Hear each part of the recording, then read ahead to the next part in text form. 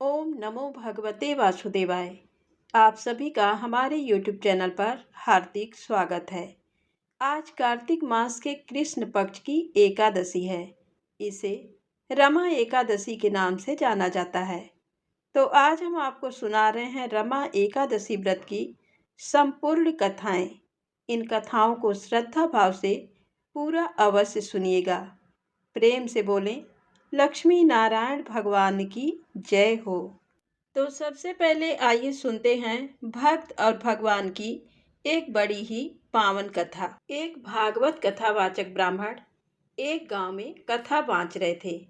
उस दिन उन्होंने नंदलाल कन्हैया के सौंदर्य, उनके आभूषणों का बड़ा मनमोहक वर्णन किया। उधर से गुजरता एक चोर भी कथा सुनने बैठ गया था।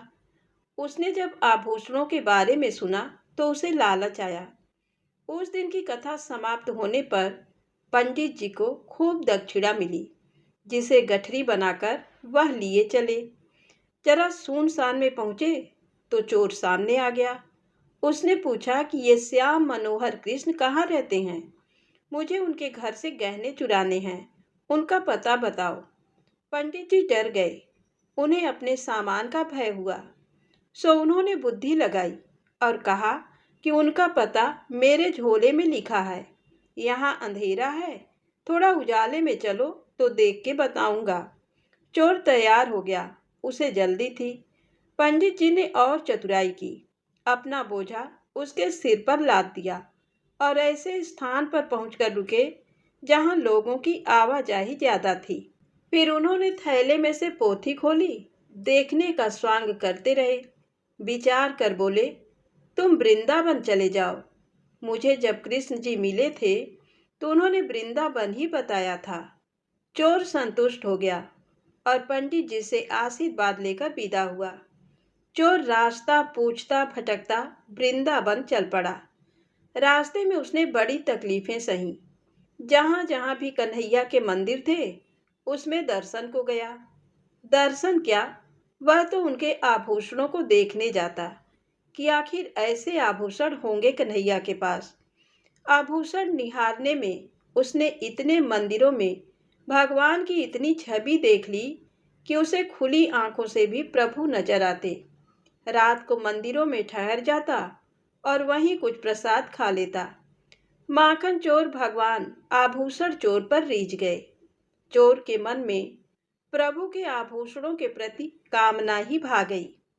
गोपाल उसे जगह जगह दर्शन देते, तरह तरह के आभूषण से सजे बालकों के रूप में, लेकिन वह उन्हें नहीं लेता। उसे तो असली गोपाल के आभूषण चाहिए थे। चोर परेशान कि कब वह कन्हैया के धाम पहुंचे और कन्हैया परेशान कि वह इतनी दूर क्यों जा रहा है, जब मैं राह में ही उसे सारे आभूषण दे रहा हूँ। भगवान को भक्त से प्रेम हुआ तो भक्त के मन में बसा चोरी का भाव अनुराग में बदल गया।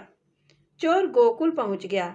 एक स्थान पर नदी किनारे भगवान ने उसे गाय चराते उसी रूप में दर्शन दिए जो उसने मंदिरों में देखी थी। जितनी छवि देखी थी सारी एक एक करके दिखा दी, आभूषणों के साथ। चोर उनके पैरों में गिर पड़ा। प्रभु ने आभूषण उतार कर दिए और बोले, लो, तुम इसके लिए व्यर्थ ही इतनी दूर चले आए, मैं तो कब से तुम्हें दे रहा था। चोर बोला, आपको देख लिया तो आभूषणों की चमक फीकी पड़ गई, अब तो आपको चुराऊंगा। भगवान हंसे, मुझे चुराओगे, कहाँ लेकर जाओगे? चोर बोला, वह तो नहीं पता, सोच कर बताता हूँ, लेकिन आभूषण नहीं चाहिए। अब तो मुझे आपकी ही लालसा है। चोर सोचता रहा।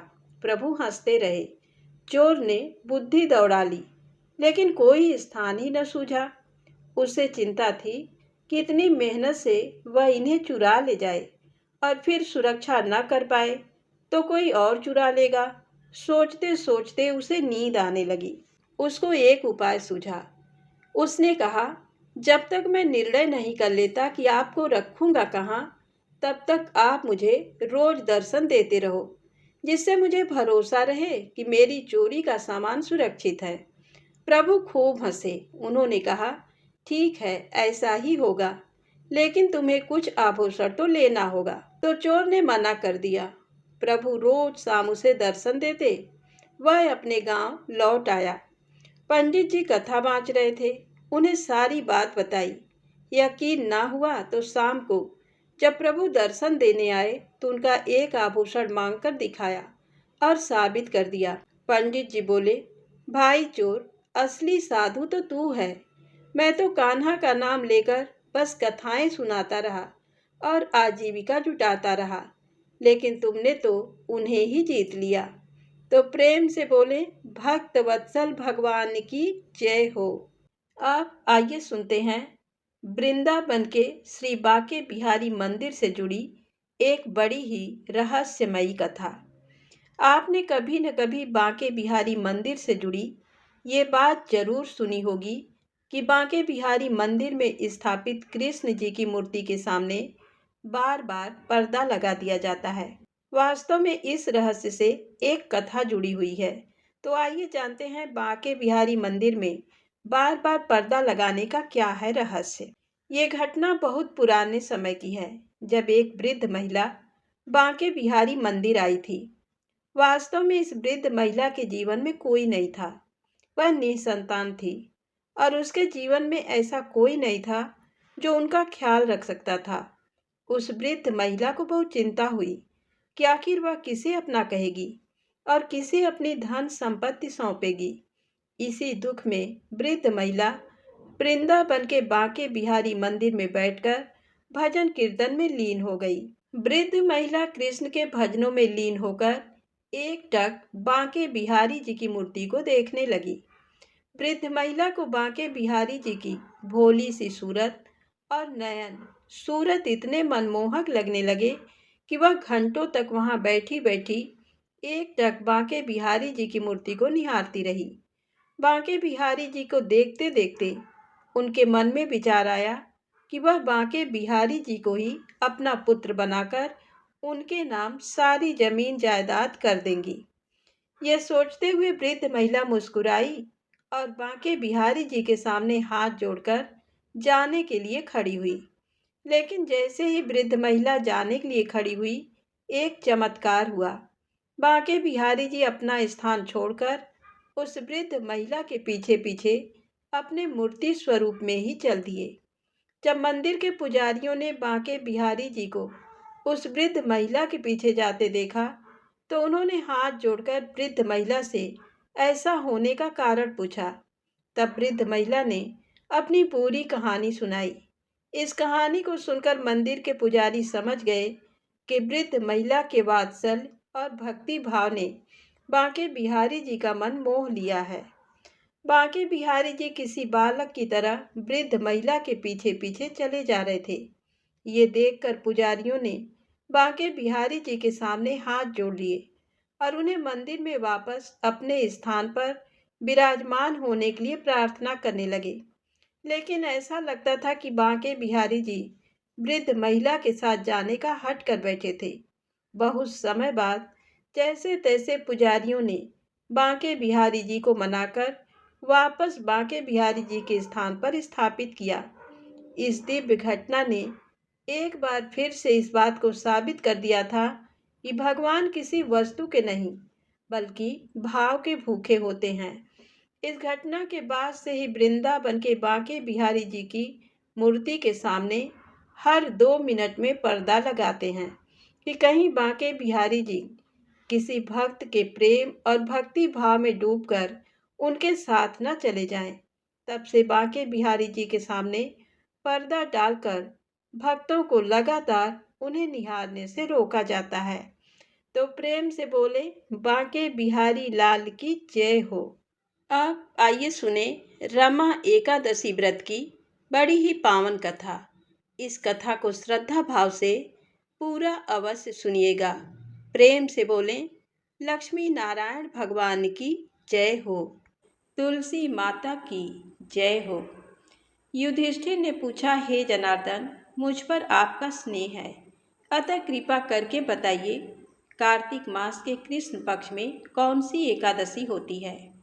तब भगवान श्री कृष्ण बोले, हे राजन, कार्तिक के कृष्ण पक्ष में जो परम कल्याणमयी एकादशी होती है वह रमा के नाम से विख्यात है। रमा परम उत्तम है और बड़े बड़े पाप को हरने वाली है। पूर्व काल में मुचकुंद नाम से विख्यात एक राजा थे जो भगवान श्री विष्णु के भक्त और सत्य प्रतिज्ञ थे। निष्कंटक राज्य का शासन करते हुए उस राजा के यहाँ नदियों में श्रेष्ठ चंद्रभागा कन्या के रूप में उत्पन्न हुई। राजा ने चंद्रसेन कुमार शोभन के साथ उसका विवाह कर दिया। एक समय की बात है, शोभन अपने ससुर के घर आए। उनके यहाँ दशमी का दिन आने पर समूचे नगर में ढिंढोरा पिटवाया जाता था कि एकादशी के दिन कोई भी भोजन ना करे। ये डंके की घोषणा सुनकर शोभन ने अपनी प्यारी पत्नी चंद्रभागा से कहा, हे प्रिय, अब मुझे इस समय क्या करना चाहिए, इसकी शिक्षा दो। चंद्रभागा बोली, प्रभु, मेरे पिता के घर पर तो एकादशी को कोई भी भोजन नहीं कर सकता। हाथी, घोड़े, हाथियों के बच्चे तथा अन्य पशु भी अन्न, घास तथा जल तक का आहार नहीं करने पाते। फिर मनुष्य एकादशी के दिन कैसे भोजन कर सकते हैं? हे प्राणनाथ, यदि आप भोजन करेंगे तो आपकी बड़ी निंदा होगी। इस प्रकार मन में विचार करके अपने चित्त को दृढ़ कीजिए।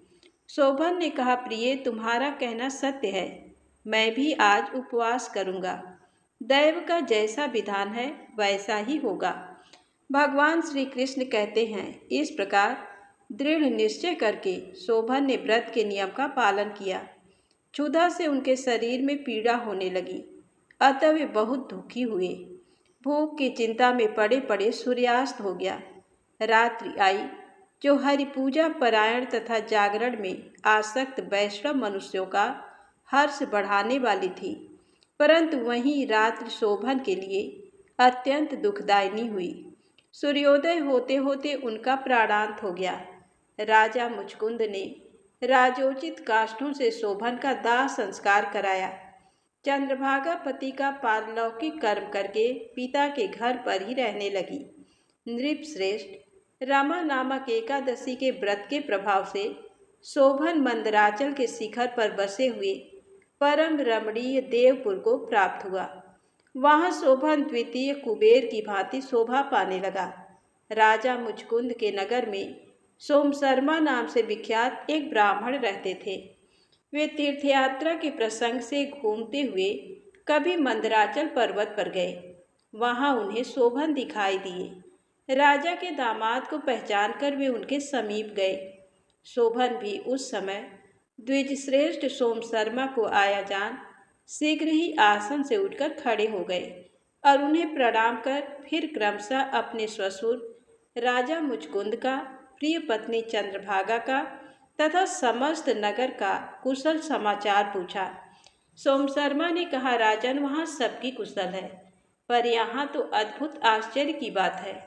ऐसा सुंदर और विचित्र नगर तो कहीं किसी ने भी नहीं देखा होगा। बताइए तो सही, आपको इस नगर की प्राप्ति कैसे हुई? शोभन बोले, हे द्विजेंद्र, कार्तिक कृष्ण पक्ष में जो रमा नाम की एकादशी होती है, उसी का व्रत करने से मुझे ऐसे नगर की प्राप्ति हुई है।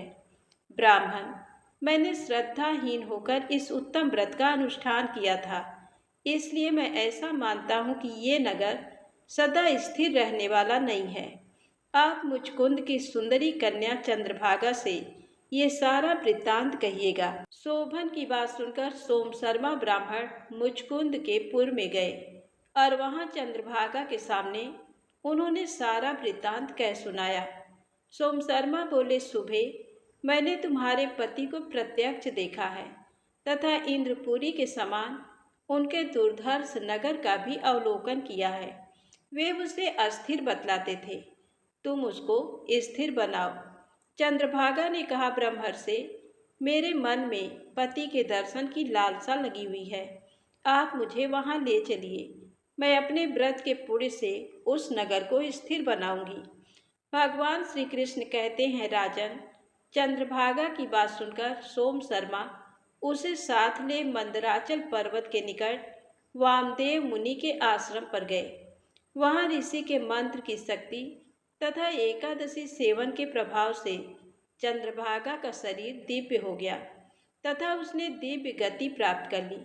इसके बाद वह पति के समीप गई। उस समय उसके नेत्र हर्षोल्लास से खिल रहे थे। अपनी प्रिय पत्नी को आई देख शोभन को बड़ी प्रसन्नता हुई। उन्होंने उसे बुलाकर अपने वाम भाग में सिंहासन पर बिठाया। तदनंतर चंद्रभागा ने हर्ष में भरकर अपने प्रियतम से ये प्रिय वचन कहा, नाथ, मैं हित की बात कहती हूँ, सुनिए। पिता के घर में रहते समय जब मेरी अवस्था 8 वर्ष से अधिक हो गई, तभी से लेकर आज तक मैंने जो एकादशी के व्रत किए हैं और उनमें मेरे भीतर जो पुण्य संचित हुआ है, उसके प्रभाव से ये नगर कल्प के अंत तक स्थिर रहेगा तथा सब प्रकार के मनोवांछित वैभव से समृद्धिशाली होगा। नृप श्रेष्ठ, इस प्रकार रमाव्रत के प्रभाव से चंद्रभागा दिव्य भोग, दिव्य रूप और दिव्य आभरणों से विभूषित हो अपने पति के साथ मंदराचल के शिखर पर विहार करती है। राजन, मैंने तुम्हारे समक्ष रमा नामक एकादशी का वर्णन किया है। ये चिंतामणि तथा कामधेनु के समान सब मनोरथों को पूर्ण करने वाली है। मैंने दोनों पक्षों के एकादशी व्रतों का पाप नाशक महात्म बताया है। जैसी कृष्ण पक्ष की एकादशी है, वैसी ही शुक्ल पक्ष की भी है। उनमें भेद नहीं करना चाहिए। जैसे सफ़ेद रंग की गाय हो या काले रंग की, दोनों का दूध एक सा ही होता है। इसी प्रकार दोनों पक्षों की एकादशियां समान फल देने वाली हैं। जो मनुष्य एकादशी व्रतों का महात्म सुनता है, ये सब पापों से मुक्त हो श्री विष्णु लोक में प्रतिष्ठित होता है। तो प्रेम से बोलें, लक्ष्मी नारायण भगवान की जय हो। अब आइए सुने विष्णु भगवान की दूसरी पौराणिक कथा। एक बार नारद जी भगवान विष्णु के पास पहुँचे और उनसे कहने लगे कि भगवान, धरती पर बहुत पाप बढ़ गया है। अच्छे लोगों के साथ बुरा और बुरे लोगों के साथ अच्छा हो रहा है। तब श्री हरि विष्णु भगवान ने कहा, हे नारद जी, आपने ऐसा क्या देखा जो आप इतने व्यथित हैं? जो आप कह रहे हैं उससे संबंधित अगर कोई घटना याद है तो उसे बताइए। तब नारद जी ने उन्हें एक घटना सुनाई। नारद जी ने कहा, प्रभु, आज सुबह मैंने देखा एक गाय दलदल में फंस गई है। तभी उसी रास्ते से एक चोर गुजर रहा था। उसने उस गाय को देखा, दलदल में फंसा देखा तो, परंतु उसे बचाने के बजाय वो उसी के ऊपर पैर रखकर दलदल पार करके निकल गया।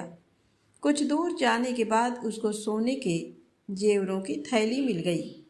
फिर कुछ देर बाद उसी रास्ते से एक साधु जा रहा था। जब उसने गाय को देखा तो उससे रहा नहीं गया और उसने गाय को बड़ी यत्न से कीचड़ से बाहर निकाल लिया।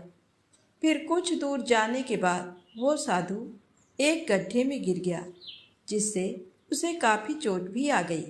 तो प्रभु, ऐसा अन्याय क्यों?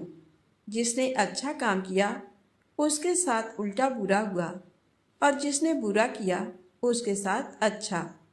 तब भगवान विष्णु ने कहा, हे नारद, सुनो। उस चोर के भाग्य में खजाना था, लेकिन उसने उस गाय को दलदल से निकालकर उसकी जान नहीं बचाई, इसलिए उसे स्वर्ण के कुछ मोहरे ही मिले। जबकि उस साधु की आज मृत्यु होने लिखी थी, लेकिन उसने अपनी जान की परवाह न करते हुए उस गाय को दलदल से बाहर निकालकर उसके प्राण बचाए, इसलिए उसे बस हल्की फुल्की चोट आई। आगे भगवान ने नारद जी को समझाते हुए कहा कि कर्म का फल तो मिलता ही है। हाँ, हो सकता है उसका माध्यम अलग हो, लेकिन इंसान को उसके कर्मों का फल मिलता जरूर है। तो प्रेम से बोले, लक्ष्मी नारायण भगवान की जय हो। अब आइए सुने तुलसी दल की महिमा कथा। एक बार महर्षि नारद के मन में तुलसी दल की महिमा संसार को बताने की इच्छा हुई। बस क्या था, वे द्वारकाधीश श्री कृष्ण की परम उपासिका पत्नी सत्यभामा जी के महल में पहुंच गए। वहां उनका बहुत स्वागत हुआ। सत्यभामा जी ने नारद जी से पूछा, मुनिवर, क्या शास्त्र, पुराण, वेद, उपनिषद आदि में कोई ऐसा साधन बताया गया है जिसके अनुष्ठान से मुरली मनोहर प्रभु श्याम सुंदर जन्म जन्मांतर, युग युगांतर, कल्प कल्पांतर तक हमें प्रेमी पति के ही रूप में प्राप्त हो सके? देवर्षि नारद ने मुस्कुराते हुए कहा, इसके लिए एक बहुत सरल साधन है। जो वस्तु पूरी श्रद्धा से सुयोग्य पात्र को शुभ अवसर पर प्रदान की जाती है, वह परलोक में और अन्य जन्मों में अनंत गुना होकर दाता को प्राप्त होती है। आप अपने पति भगवान श्री कृष्ण को ही शुभ मुहूर्त में श्रद्धा पूर्वक किसी सत्पात्र ब्राह्मण को दान कर दें। इस विशिष्ट दान से श्री कृष्ण सदा के लिए आपको ही पति के रूप में प्राप्त होते रहेंगे। नारद जी के मुंह से ये बात सुनकर सत्यभामा जी ने कहा, संयोग से जब आप उपस्थित हैं तो मैं दूसरा सत्पात्र कहाँ ढूंढूंगी? इससे बढ़कर मेरा सौभाग्य क्या होगा? आप ही मेरा ये पवित्र कार्य संपादित करा दें और मेरी प्रार्थना स्वीकार कर इस महादान को आप ही ग्रहण करने की कृपा करें। नारद जी ने अपनी स्वीकृति दे दी और संकल्प पढ़कर सत्यभामा जी द्वारा दिए गए पति दान को ग्रहण कर लिया। इसके बाद सत्यभामा जी और नारद जी श्री कृष्ण के पास गए। नारद जी ने उनसे कहा, भगवान, सत्यभामा जी द्वारा अब आप मुझको दान दिए जा चुके हो। मेरी बीड़ा उठाइए और चलिए मेरे साथ। श्री कृष्ण को नारद जी के साथ जाते देखकर सभी रानियां घबरा गईं। सत्यभामा जी से सारी बात ज्ञात होने पर वे कहने लगी, अरे बावरी, तुमने ये क्या किया? क्या कभी अपने पति का भी दान किया जाता है? अत्यंत दीनता से रानियों ने नारद जी से कहा, देवर्षि, क्या इसका कोई समाधान है? नारद जी ने कहा, एक समाधान है। श्री कृष्ण के बराबर अन्य किसी वस्तु का दान कर दिया जाए। फिर क्या था? सभी रानियों ने पल भर में ही श्री कृष्ण को तराजू के एक पलड़े पर बिठा दिया और दूसरे पलड़े पर अनंत रत्न, स्वर्ण, आभूषण आदि बहुमूल्य पदार्थ रख दिए। किंतु भगवान को कौन किस वस्तु से तौल सकता है? अंत में सभी रानियां श्री कृष्ण के विरह की संभावना से प्रेम विह्वल होकर अश्रुपात करने लगी। तब प्रभु का संकेत पाकर सत्यभामा जी ने एक तुलसी दल तराजू के दूसरे पलड़े पर रख दिया। प्रभु का पलड़ा तुलसी दल की तुलना में हल्का पड़ गया। केवल तुलसी दल ही पलड़े पर रह गया। अन्य सभी वस्तुएं पलड़े से हटा दी गईं। प्रभु के द्वारा तुलसी दल की महामहिमा देखकर सभी रानियां अत्यंत प्रसन्न हो गईं। तुलसी दल की महिमा का यही रहस्य भगवान को जगत को दिखाना था। भगवान ऐसे भक्त वत्सल हैं कि यदि कोई एक तुलसी दल एवं एक चुल्लू जल भी भगवान को प्रेम से अर्पण करता है तो वे भक्त के हाथ स्वयं बिक जाते हैं। तुलसी भगवान विष्णु को अत्यंत प्रिय हैं, इसलिए वैष्णवी नाम से जानी जाती हैं। तुलसी के एक पत्ते से भगवान विष्णु श्री कृष्ण की पूजा करने से मनुष्य वैष्णवत्व प्राप्त करता है। तो प्रेम से बोले, श्री हरि विष्णु भगवान की जय हो, तुलसी माता की जय हो। आइए सुने भगवान श्री कृष्ण के भक्त बिल्व मंगल की कथा। दक्षिण प्रदेश में कृष्णवीड़ा नदी के तट पर एक ग्राम में रामदास नामक भगवत भक्त ब्राह्मण निवास करते थे। उन्हीं के पुत्र का नाम बिल्व मंगल था। पिता ने यथासाध्य पुत्र को धर्म शास्त्रों की शिक्षा दी थी। बिल्व मंगल पिता की शिक्षा तथा उनके भक्ति भाव के प्रभाव से बाल्यकाल में ही अति शांत, शिष्ट और श्रद्धावान हो गए थे। दैव योग से पिता माता के देहावसान होने पर जब घर की संपत्ति पर बिल्व मंगल का अधिकार हुआ, तभी से उनके साथ कुसंगी मित्र जुटने लगे। कुसंगी मित्रों की संगति से बिल्व मंगल के अंतःकरण में अनेक दोषों ने अपना घर कर लिया। एक दिन गांव में कहीं चिंतामणि नाम की एक वेश्या का नाच था। शौकीनों के दल नाच में जा रहे थे। बिल्वमंगल भी अपने मित्रों के साथ वहां जा पहुंचे। बेश्या को देखते ही बिल्वमंगल का मन चंचल हो उठा। विवेक शून्य बुद्धि ने सहारा दिया। बिल्वमंगल डूबे और उन्होंने हाड़ मांस भरे चाम के कल्पित रूप पर अपना सर्वस्व न्यौछावर कर दिया। तन मन धन कुल मान मर्यादा और धर्म सबको उत्सर्ग कर दिया। ब्राह्मण कुमार का पूरा पतन हुआ। सोते जागते उठते बैठते और खाते पीते सब समय बिल्वमंगल के चिंतन की वस्तु केवल एक चिंता ही रह गई। बिल्वमंगल के पिता का श्राद्ध है, इसलिए आज वह नदी के उस पार चिंतामणि के घर नहीं जा सकते। श्राद्ध की तैयारी हो रही है। विद्वान कुलपुरोहित बिल्वमंगल से श्राद्ध के मंत्रों की आवृत्ति करवा रहे हैं, परंतु उनका मन चिंतामणि की चिंता में निमग्न है। उन्हें कुछ भी अच्छा नहीं लगता। किसी प्रकार श्राद्ध समाप्त कर जैसे तैसे ब्राह्मणों को झटपट भोजन करवाकर बिल्वमंगल चिंतामणि के घर जाने को तैयार हुए। संध्या हो चुकी थी। लोगों ने समझाया कि भाई, आज तुम्हारे पिता का श्राद्ध है, बेश्या के घर नहीं जाना चाहिए, परंतु कौन सुनता था। उनका हृदय तो कभी का धर्म कर्म से शून्य हो चुका था। बिल्वमंगल दौड़कर नदी के किनारे पहुंचे। भगवान की माया अपार है। अकस्मात प्रबल वेग से तूफान आया और उसी के साथ मूसलाधार वर्षा होने लगी। आकाश में अंधकार छा गया। बादलों की भयानक गर्जना और बिजली की कड़कड़ाहट से जीव मात्र भयभीत हो गए। रात दिन नदी में रहने वाले केवटों ने भी नाव को किनारे बांधकर वृक्षों का आश्रय लिया, परंतु बिल्वमंगल पर इन सब का कोई असर नहीं पड़ा। उसने केवटों से उस पार ले चलने को कहा, बार बार विनती की, उतराई का भी गहरा लालच दिया, परंतु मृत्यु का सामना करने को कौन तैयार होता। सबने इनकार कर दिया। ज्यों ही ज्यों विलंब होता था, त्यों ही त्यों बिल्वमंगल की व्याकुलता बढ़ती जाती थी।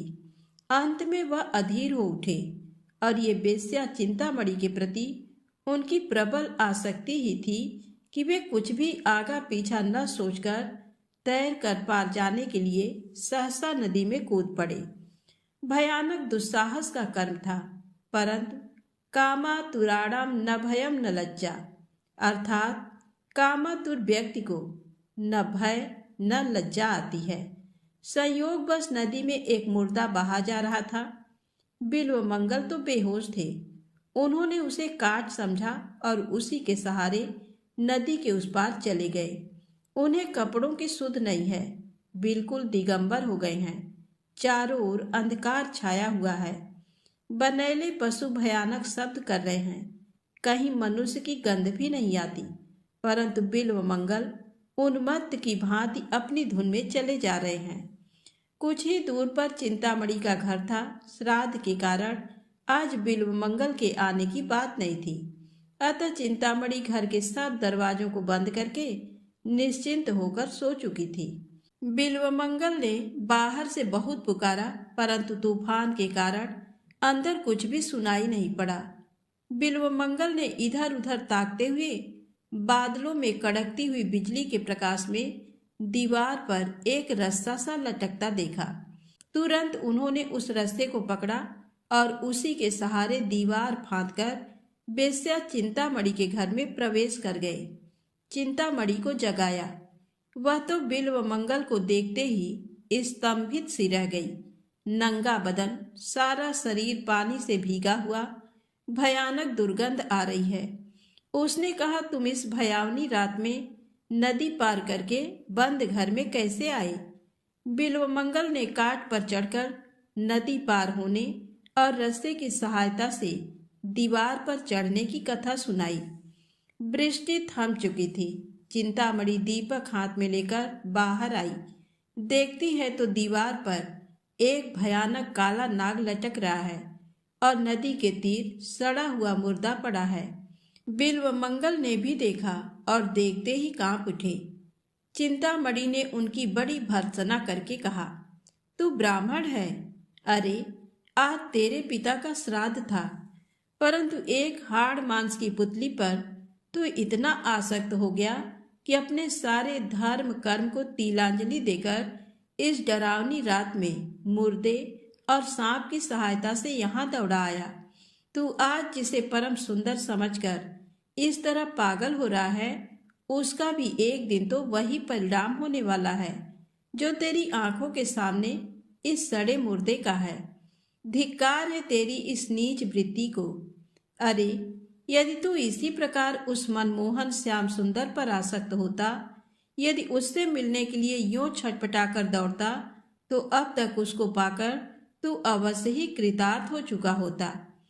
बेश्या की बाड़ी ने बड़ा काम किया। बिल्वमंगल चुप होकर सोचने लगे। बाल्यकाल की स्मृति उसके मन में जाग उठी। पिताजी की भक्ति और उनकी धर्म प्राणता के दृश्य उनकी आंखों के सामने मूर्तिमान होकर नाचने लगे। बिल्वमंगल की हृदय तंत्री नवीन सुरों से बज उठी। भगवत प्रेम का समुद्र उमड़ पड़ा और उनकी आंखों से अश्रुओं की धाराएं बहने लगी। बिल्वमंगल ने चिंतामणि के चरण पकड़ लिए और कहा, माता, तूने आज मुझको दिव्य दृष्टि देकर कृतार्थ कर दिया। मन ही मन चिंतामणि को गुरु मानकर प्रणाम किया और उसी क्षण चिंतामणि के घर से निकल पड़े। मनमोहन श्याम सुंदर की प्रेममयी मनोहर मूर्ति का दर्शन करने के लिए बिल्वमंगल पागल की तरह जगह जगह भटकने लगे। कई दिनों के बाद एक दिन अकस्मात उन्हें रास्ते में एक परम रूपवती युवती दिख पड़ी। पूर्व संस्कार अभी सर्वथा नहीं मिटे थे। युवती का सुंदर रूप देखते ही नेत्र चंचल हो उठे और नेत्रों के साथ ही मन भी खिंचा। बिल्वमंगल को फिर मोह हुआ। भगवान को भूलकर वह पुनः पतंग बनकर विषयाग्नि की ओर दौड़े। बिल्वमंगल युवती के पीछे पीछे उसके मकान तक गए। युवती अपने घर के अंदर चली गई। बिल्वमंगल उदास होकर घर के दरवाजे पर बैठ गए। घर के मालिक ने बाहर आकर देखा कि मलिन मुख अतिथि ब्राह्मण बाहर बैठा है। उसने कारण पूछा। बिल्वमंगल ने कपट छोड़कर सारी घटना सुना दी और कहा कि मैं एक बार फिर उस युवती को प्राण भरकर देख लेना चाहता हूँ। तुम उसे यहाँ बुलवा दो। युवती उसी गृहस्थ की धर्म पत्नी थी। गृहस्थ ने सोचा कि इसमें हानि ही क्या है, यदि उसके देखने से ही इसकी तृप्ति होती हो तो अच्छी बात है। अतिथि वत्सल गृहस्थ अपनी पत्नी को बुलाने के लिए अंदर गया। इधर बिल्वमंगल के मन समुद्र में तरह तरह की तरंगों का तूफान उठने लगा। दीन वत्सल भगवान ने अज्ञान से अंधे बिल्वमंगल को दिव्य चक्षु प्रदान किए। उसको अपनी अवस्था का यथार्थ ज्ञान हुआ। हृदय शोक से भर गया और ना मालूम क्या सोचकर उन्होंने पास के बेल के पेड़ से 2 कांटे तोड़ लिए। इतने में ही गृहस्थ की धर्म पत्नी वहां आ पहुंची। बिल्वमंगल ने उसे फिर देखा और मन ही मन अपने को धिक्कार देकर कहने लगा कि अभागी आंखें, यदि तुम ना होती तो आज मेरा इतना पतन क्यों होता। इतना कहकर बिल्वमंगल ने, चाहे ये उनकी कमजोरी हो या और कुछ, उस समय उन चंचल नेत्रों को दंड देना ही उचित समझा और तत्काल उन दोनों कांटों को दोनों आंखों में भोंक लिया। आंखों से रुधिर की धारा बहने लगी। बिल्वमंगल हंसता और नाचता हुआ हरी ध्वनि से आकाश को गुजारने लगा। गृहस्थ को और उसकी पत्नी को बड़ा दुख हुआ, परंतु वे बेचारे निरुपाय थे। बिल्वमंगल का बचा खुचा चित्तमल भी आज सारा नष्ट हो गया और अब तो वह उस अनाथ के नाथ को अति शीघ्र पाने के लिए बड़े ही व्याकुल हो उठे। परम प्रियतम श्री कृष्ण के वियोग की दारुण व्यथा से उनकी फूटी आंखों ने 24 घंटे आंसुओं की झड़ी लगा दी। न भूख का पता है, न प्यास का, न सोने का ज्ञान है और न जगने का। कृष्ण कृष्ण की पुकार से दिशाओं को गुंजाते हुए बिल्वमंगल जंगल जंगल और गांव गांव में घूमते रहे। जिस दीन बंधु के लिए जानबूझकर आंखें फोड़ी, जिस प्रियतम को पाने के लिए ऐस आराम पर लात मारी, वह मिलने में इतना विलंब करे, ये भला किसी से कैसे सहन हो। पर जो सच्चे प्रेमी होते हैं वे प्रेम के विरह में जीवन भर रोया करते हैं, सहस्त्रों आपत्तियों को सहन करते हैं, परंतु उस पर दोषारोपण कदापि नहीं करते। उनको अपने प्रेम में कभी कोई दोष दिखता ही नहीं। ऐसे प्रेमी के लिए प्रेमास्पद को भी चैन नहीं पड़ता, उसे दौड़कर आना ही पड़ता है। आज अंधा बिल्वमंगल श्री कृष्ण प्रेम में मतवाला होकर जहाँ तहाँ भटक रहा है। कहीं गिर पड़ता है, कहीं टकरा जाता है, अन्न जल का तो कोई ठिकाना ही नहीं। ऐसी दशा में प्रेम में श्री कृष्ण कैसे निश्चिंत रह सकते हैं। एक छोटे से गोपालक के वेश में भगवान बिल्वमंगल के पास आकर अपनी मुनि मन मोहिनी मधुर वाणी से बोले, सूरदास जी, आपको बड़ी भूख लगी होगी। मैं कुछ मिठाई लाया हूँ, जल भी लाया हूँ, आप इसे ग्रहण कीजिए। बिल्वमंगल के प्राण तो बालक के उस मधुर स्वर से ही मोहे जा चुके थे। उनके हाथ का दुर्लभ प्रसाद पाकर तो उनका हृदय हर्ष के हिलोरों से उछल उठा। बिल्वमंगल ने बालक से पूछा, भैया तुम्हारा घर कहाँ है, तुम्हारा नाम क्या है, तुम क्या किया करते हो। बालक ने कहा, मेरा घर पास ही है, मेरा कोई खास काम नहीं, जो मुझे जिस नाम से पुकारता है मैं उसी से बोलता हूँ, गाँव में चराया करता हूँ। बिल्वमंगल बालक की बीड़ा विनंदित वाणी सुनकर विमुग्ध हो गए। बालक जाते जाते कह गया कि मैं रोज आकर आपको भोजन करवा जाया करूँगा। बिल्वमंगल ने कहा, बड़ी अच्छी बात है, तुम आया करो। बालक चला गया और बिल्वमंगल का मन भी साथ लेता गया। मंचोर तो उसका नाम ही ठहरा। अनेक प्रकार की सामग्रियों से भोग लगाकर भी लोग जिनकी कृपा के लिए तरसा करते हैं, वही कृपा सिंधु रोज बिल्वमंगल को अपने कर कमलों से भोजन करवाने आते हैं। धन्य है भक्त के लिए भगवान क्या क्या नहीं करते। बिल्वमंगल अब तक तो ये नहीं समझे कि मैंने जिसके लिए फकीरी का बाना लिया और आंखों में कांटे चुभाए वह बालक वही है, परंतु उस गोप बालक ने उनके हृदय पर इतना अधिकार अवश्य जमा लिया कि उनको दूसरी बात का सुनना भी असह्य हो उठा।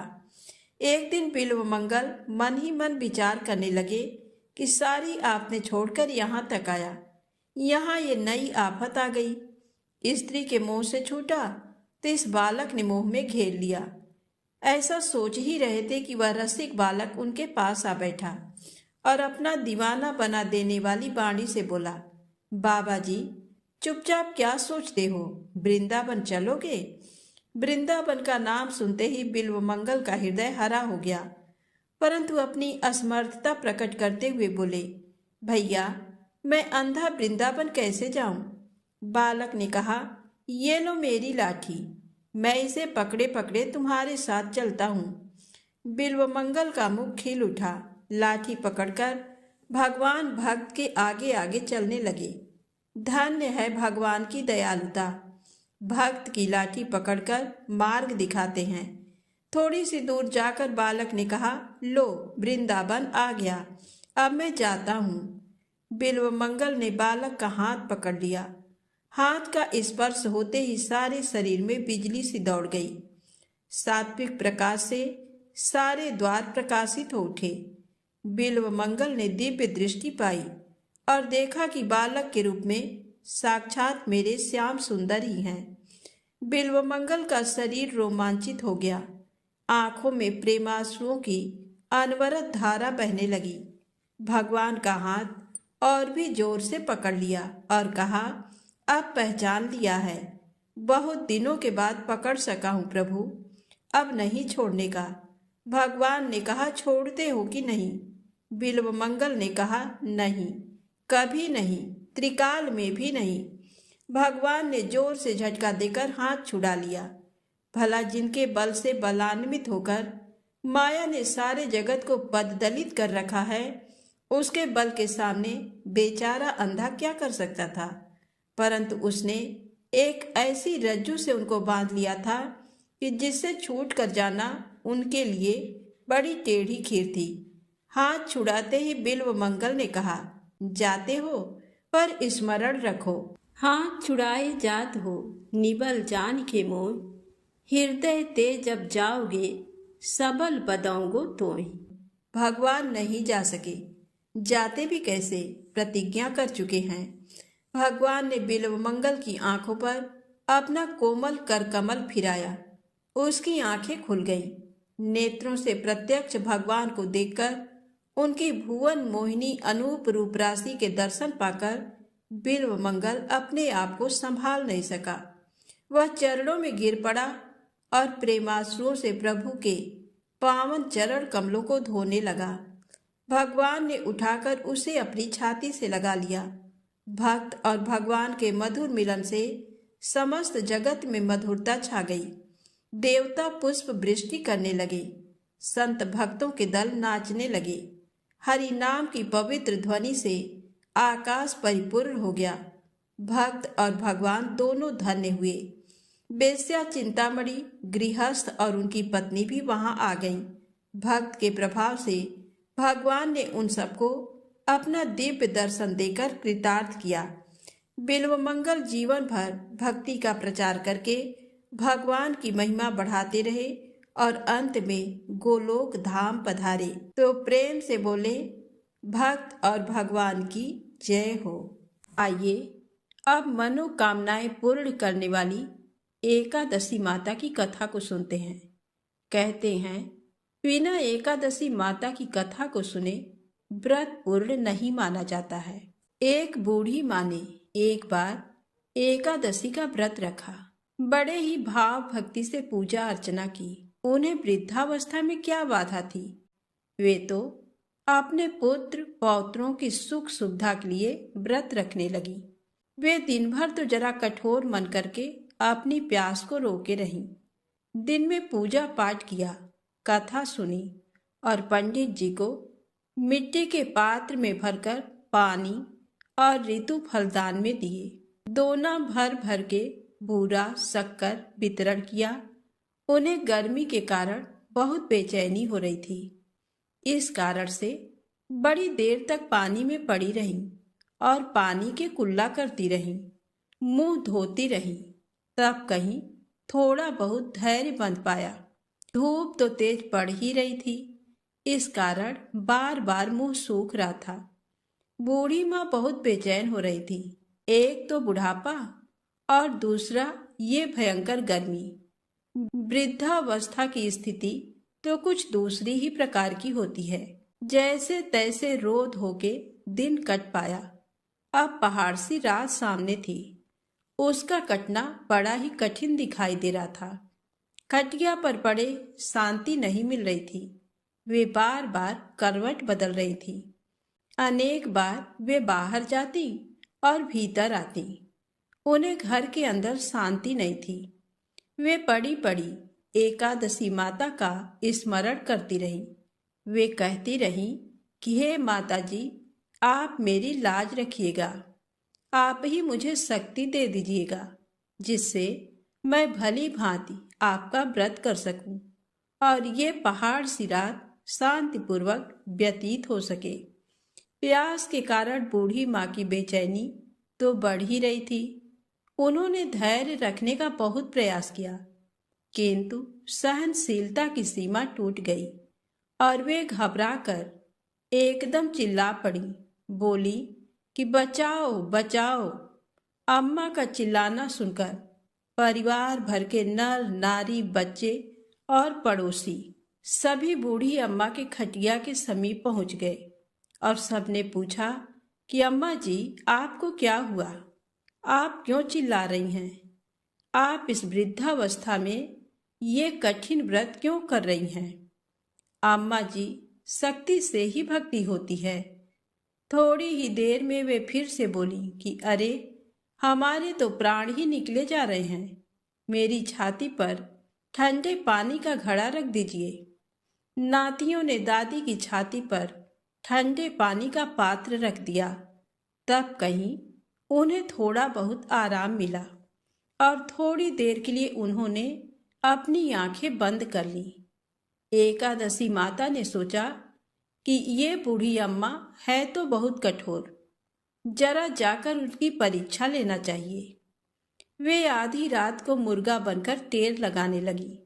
मुर्गा की आवाज सुनकर दादी जल्दी से उठी और बाहर जाकर आसमान की ओर देखा, किंतु आसमान में कहीं उन्हें प्रातःकालीन तारा दिखाई नहीं दिया। वे सोचने लगी कि ये मुर्गा क्यों और कैसे बोल गया।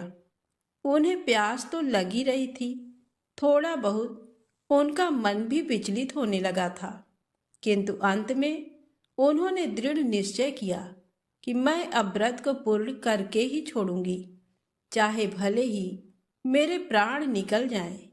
ये सोचकर फिर वे खटिया पर शिथिल होकर लेट गई। थोड़ी ही देर में एकादशी माता ने उनकी फिर से परीक्षा लेनी चाहिए। एक छोटी सी बालिका के रूप में एक गिलास में शरबत लेकर उनके सिरहाने खड़ी हो गई और जोर से बोली कि दादी जी, सवेरा हो गया है, आप हाथ मुंह धोकर शरबत पी लीजिए। पहले तो शरबत का गिलास देकर उनका मन डगमगा गया, किंतु अचानक व्रत का स्मरण हो आया और उन्होंने सोचा कि मैं किसी भी प्रकार से अभी शरबत नहीं पी सकती हूँ, और वे शांतिपूर्वक अपनी खटिया पर लेट गई। फिर थोड़ी ही देर में उन्हें ऐसा लगा जैसे किसी ने उन्हें पानी के कुएं में पटक दिया हो। वे बड़ी देर तक उस कुएं में हाथ पांव चलाती रहीं, किंतु उन्होंने अपने मुंह में पानी की एक बूंद भी नहीं जाने दी और वे दृढ़तापूर्वक अपना व्रत पालती रहीं।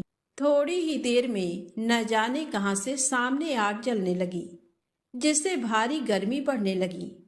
प्यास के कारण प्राण निकलने लगे, किंतु बूढ़ी अम्मा का कुछ भी नहीं बिगाड़ पाया। वे जैसे थी उसी तरह मुस्कुराती हुई सी बैठी रहीं। थोड़ी ही देर में बाहर प्रकाश दिखाई देने लगा। ऐसा लगा कि जैसे सवेरा हो गया हो। बूढ़ी अम्मा ने जब बाहर निकलकर देखा तो समझ गई कि अभी सवेरा होने में 3-4 घंटे की देरी है। ये जानकर वे शांतिपूर्वक इधर उधर घूमने फिरने लगी। एकादशी माता ये बात अच्छी तरह से समझ गई कि ये बूढ़ी अम्मा किसी भी प्रकार से अपने व्रत से नहीं टल सकती। वे उनके सत्य व्रत को अच्छी तरह से समझ गई। सवेरा होते ही बूढ़ी माता ने स्नान किया, भगवान का पूजन पाठ किया, एकादशी माता की कथा सुनी, ब्राह्मणों को दक्षिणा देकर भोजन कराया। तब कहीं उन्होंने जल ग्रहण किया। कन्याओं को भोजन कराने के बाद अम्मा ने स्वयं भोजन किया। उस श्रेष्ठ व्रत के प्रताप से बूढ़ी अम्मा की आयु में वृद्धि हो गई। उनका घर परिवार हरा भरा हो गया। घर में अब उनके कोई अभाव नहीं रहा। वे हर तरह के सुख साधनों से संपन्न हो गई। नाती नातिनों से उनका घर भर गया और वे उसी दिन से 12 महीने की एकादशी का व्रत करने लगी।